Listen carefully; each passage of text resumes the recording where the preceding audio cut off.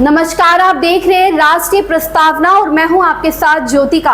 आइए रुक करते हैं खबर की ओर। ग्राम समाज की जमीन पर खनन कर सरकार को करोड़ों का चूना लगा रहे खनन माफिया।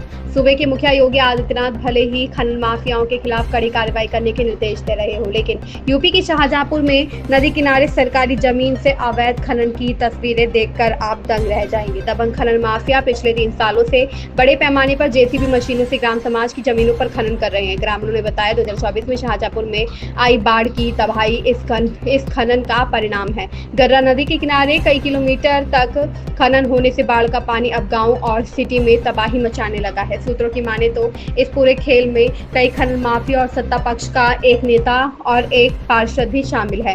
ग्रामीण ने बताया खनन के इस खेल में ग्राम प्रधान सहित कई अधिकारी भी शामिल है, जिसके चलते करोड़ों रुपए की मिट्टी का खनन करके बेचा जा चुका है। सरकारी जमीनों का सीना चीर रहे खनन माफियाओं पर अब तक कोई कार्रवाई नहीं हुई। फिलहाल उत्तर प्रदेश के नंबर जिला अधिकारी की ईमानदारी और साफ सुथरी साख पर कुछ अधिकारी बट्टा लगाने का काम कर रहे हैं। खनन की यह तस्वीर तहसील सदर और तिलहर थाना क्षेत्र के ग्राम राईखेड़ा की है। तस्वीर देखकर यह अंदाजा लगाया जा सकता है, जहां तक आपकी नजर जाए वहां तक सिर्फ और सिर्फ खनन माफियाओं द्वारा किए गए अवैध खनन की तस्वीर नजर आएगी। ग्रामीणों ने बताया पिछले 3 सालों से खनन माफिया ग्राम समाज की सरकारी जमीनों पर नदी के किनारे बड़े पैमाने पर खनन कर रहे हैं। नदी के किनारे लगातार खनन होने से नदी में आने वाली बाढ़ का पानी गांव में घुस रहा है और खेत की फसलें खराब हो जाती हैं। रात के अंधेरे में खनन माफिया जेसीबी और दर्जन डंपरों के द्वारा खनन करके प्राइवेट जमीनों में पटान करके अपनी जेब में भर रहे हैं। ग्राम प्रधान और खनन माफिया राजस्व विभाग के अधिकारियों से मिलकर बड़े पैमाने पर खनन करा रहे हैं। फिलहाल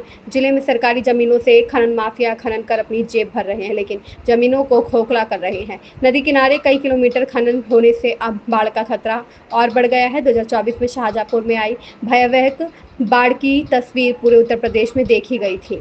मामले में फिलहाल बड़ा सवाल है कि दबंग सफेदपोश खनन माफियाओं पर कार्रवाई कब होगी। इस खबर में बस इतना ही। बने रहिए राष्ट्रीय प्रस्तावना के साथ।